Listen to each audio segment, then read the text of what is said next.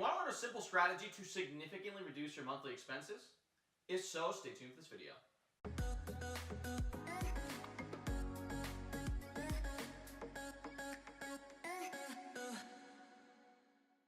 Hey everyone, my name is Rafael Collazo, and welcome to the Millennial Moment.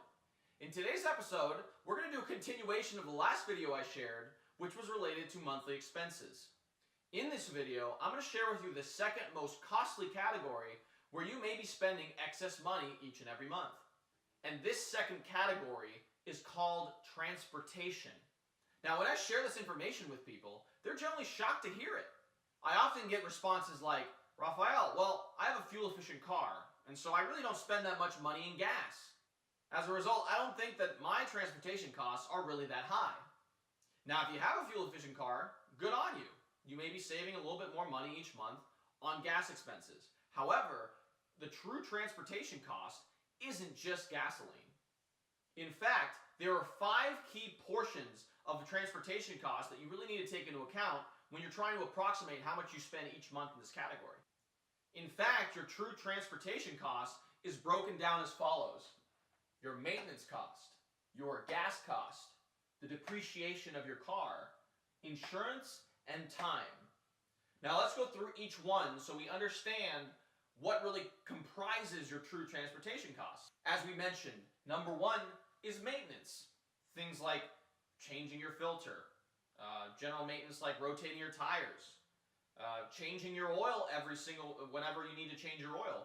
That is included in your maintenance costs that you account for over time. Gasoline, as we just mentioned. How often you go to fill up your gas tank. How far are you traveling? That may also increase your gas expenditures each and every month. So that's also something you got to take into account in your true transportation costs. One of the costs that is often overlooked, but is actually probably the most significant cost, is the depreciation of your vehicle. Now, what depreciation means is that over time, your car loses value. In fact, if you take a brand new car, and the average cost of a brand new car is $30,000. Within that first year, your car will lose about 10 to 20% of its value. And within the first 5 years, you would be lucky to get 40% of the original value of that car back when you sell it to someone else. Now, that's a significant cost that you incur just by buying the car and holding the car over a certain period of time. Number 4 is insurance. Depending on what car, make, and model you have, your insurance prices may fluctuate. If you have a sporty car and you have a bad driving record, your insurance prices may be through the roof. If you have a more economical and older car and you're a very responsible driver, maybe your insurance cost is a little bit lower. But that averages out over time, so you really have to take that in consideration when you're looking at your transportation costs. And finally, which is another one that's very overlooked oftentimes, is time. What you often see people do is that they say, oh, well, you know what, I have a car, so I'm going to go ahead and go buy a house or rent a property that's 30 or 40 minutes away from my home. That means each and every day they're commuting over an hour just to be able to get to and from work. Now, the problem with that is that you could have been utilizing that time to do something else more productive had you lived closer or been able to use public transportation and then work on something while you were commuting to and from work. So that's also a variable that needs to be considered when you are accounting for your true transportation costs. Now, when you take all these variables into consideration, the average cost for a person driving 1 mile is 69 cents. This metric accounts for if you have a brand new car and you were to account for all these metrics. That means that for every mile you drive in that new car, you're costing yourself 69 cents per mile. Or if you're commuting 10,000 miles a year, which is actually below the average that people commute to and from work over the course of the year, you're spending close to $6,900 in transportation costs. Now, I don't know about you, but $6,900 to me is a pretty decent chunk of change. So what can you do in order to decrease this number so that you're able to maximize how much you get out of your transportation? Now, one of the best pieces of advice I could give you is to not buy a brand new car. In fact, if you look at the graph of a new car over time, you'll realize that around the 5 to 7 year mark, the depreciation percentage of the car itself begins to reduce significantly. So what this means is that if you're able to find a car between the year 5 and 7 that has low to medium mileage and has been well maintained, that may be your best approach to take.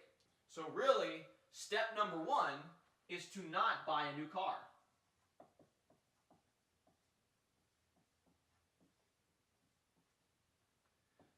Now, the second piece of advice that I often recommend is to consider moving closer to work.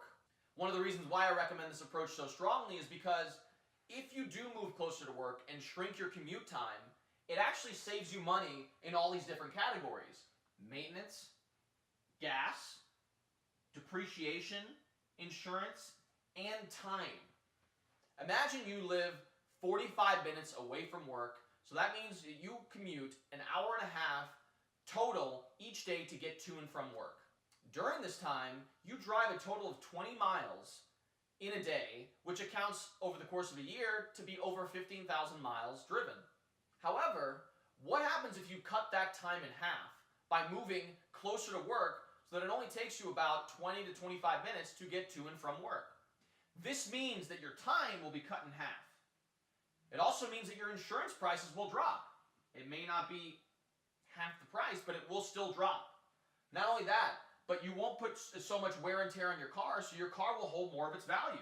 So really, your depreciation rate stays either the same or actually goes down. Not only that, your gas prices, or the amount of money you spend on gas, also goes down because you're not expending so much gas to be able to get to and from work.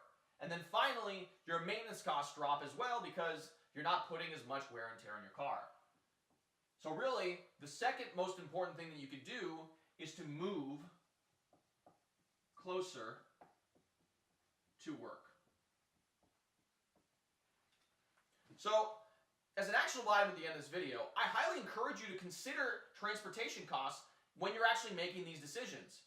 Are your transportation costs astronomical? If so, consider these two approaches: not buy a new car and move closer to work, so that you're able to utilize more money at the end of the month to buy assets which really build true wealth.